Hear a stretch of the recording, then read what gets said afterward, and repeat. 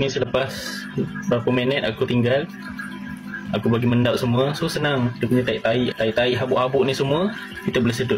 Okay, aku akan tukar dalam 50% lah hari ni. Lagi satu tips, korang jangan tukar sekaligus tau.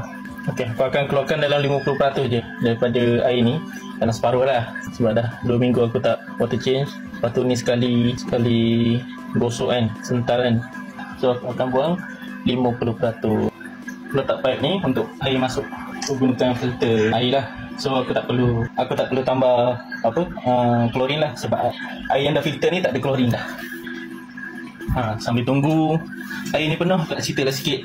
Hari tu bulan lepas lah aku isi air macam ni kan. Lepas tu aku keluar dari bilik, ni dalam bilik akuarium aku ni. Aku keluar lah, duduk luar, main-main telefon, lupa yang aku tengah isi air. Lepas tu dah ingat tu, terus menggelabah lah. Pergi dalam, dah banjir dah. Air tu sampai melimpah keluar. Lepas tu aku macam tergelincir lah jatuh kan. Lepas tu anak aku lari, lepas tu dia pun jatuh. Nangis lah, drama dah lah. Aku panik dengan air dah melimpah kan. Lepas tu anak aku pula nangis. Nasib baik dia tak ada apa-apa kan. Tu sekarang aku kena tunggulah depan ni sampai dia siap. Kalau tak, jadi balik. Okay, lepas tu aku nak cerita, aku pun letak termometer untuk akuarium ikan flohon aku ni. So aku boleh kawal lah, boleh tahu suhu akuarium ikan flohon aku ni berapa darjah Celsius. Okay, korang tengoklah sampai penuh. Aku akan buat time skip. Biasa aku akan tambah garam. Ni garam special lah.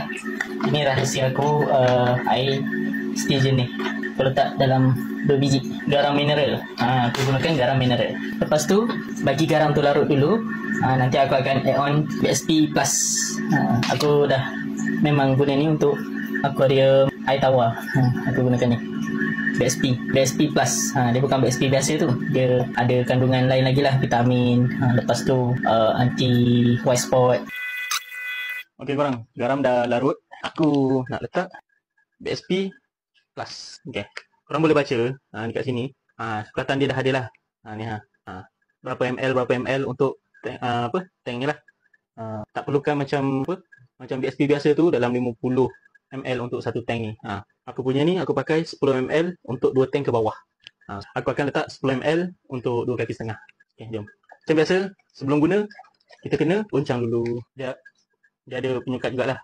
Aku letak BSP Plus ni seminggu sekali. Tak kisahlah lepas water change ke ataupun tak water change pun, aku letak seminggu sekali. Apa fungsi BSP ni kan? Fungsi dia adalah bakteria baik untuk ikan lah, untuk ikan dengan untuk cycling nitrogen dalam sistem akuarium lah. BSP ni dia ada bakteria baik tu, dia akan berumah dekat mediator kita ni lah, yang ada dalam ni. So dia akan tapis lah bahan kimia ataupun amonia yang ada dalam akuarium kita ni, jadikan cycling nitrogen jadi nitrit, lepas tu dia akan jadi nitrat. Lepas jadi nitrat tu, dia tak akan membahayakan ikan lah. Kita boleh buang cara nak buang nitrat tu dengan kita buat water change. Tak perlu 100%.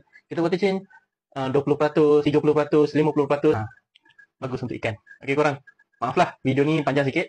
Apapun, terima kasih. Jangan lupa like, follow Abang Aquarium. Itu saja untuk hari ni. Assalamualaikum.